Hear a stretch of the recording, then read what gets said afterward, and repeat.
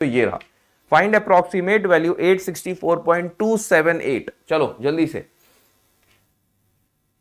कैसे होगा ये सवाल? बहुत बढ़िया, वेरी नाइस। क्या सिखाया गया? देखो 864.278। अब ये अगर 7 बड़ा भाई है तो बगल वाले को 1 रुपए दे के जाएगा। जब 1 रुपए दे के जाएगा तो कोई परिवर्तन नहीं आएगा, ये अभी भी छोटा ही रहने वाला है ना?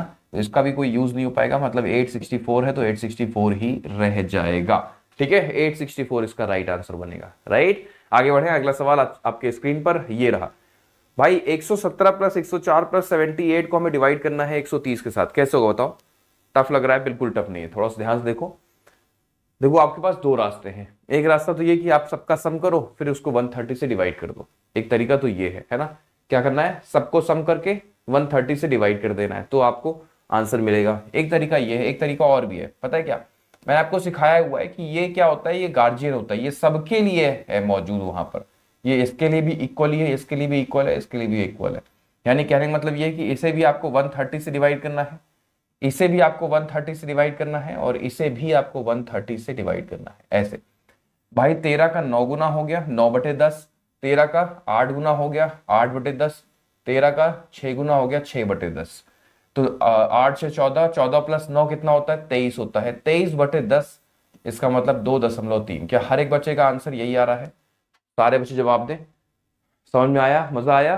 ठीक है, ये ट्रिक ऑफ द डे घोषित कर दें। कि आप क्या करोगे, आप सबका सम करके भाई 130 से डिवाइड करोगे। तो हो सकता है थोड़ा सा आपको डिफिकल्टी महसूस हो। मैंने क्या किया, मैंने कहा सभी अगर 130 से ही डिवाइड हो रहे हैं तो मैंने इंडिविजुअली कर लिया अलग अलग, है ना? अगला सवाल लेते हैं। अगला क्वेश्चन आपको स्क्रीन पर ये रहा, जल्दी से सारे बच्चे। 57.7 को हमें सम करना है 73.4 से। करके बताओ जल्दी से सारे बच्चे, कैसे होगा? टफ है क्या? बिल्कुल टफ नहीं है, हमें बहुत अच्छे से पता है कि 57 और 73 का सम कितना होता है? 120 और 7 3 10, यानी कि 130 है ना? और पॉइंट देखो ये इनका होता है 1.1, तो इसका मतलब आंसर होगा 131.1। क्या कहते हो? हर एक बच्चे का आंसर आ रहा है 131.1। नाइस, बहुत बढ़िया। चलो अगला सवाल आपके स्क्रीन पर ये रहा। 736.3 में से आपको 29.6 माइनस कर देना है। क्विकली आंसर करके दिखाएं तेजी के साथ। कैसे होगा बताओ? ये टफ है क्या? बिल्कुल टफ नहीं है ना? देखो हमें सिखाया गया डेसिमल का जब भी सब्ट्रैक्शन आता है हमें एक कदम आगे बढ़ा के हमेशा माइनस करना होता है, यानी कि 30 माइनस करना होता है ऐसे। ठीक है, तो 30 माइनस करो, इसमें से 706 होगा, 706.3 होगा बेटा। हाँ जी होगा।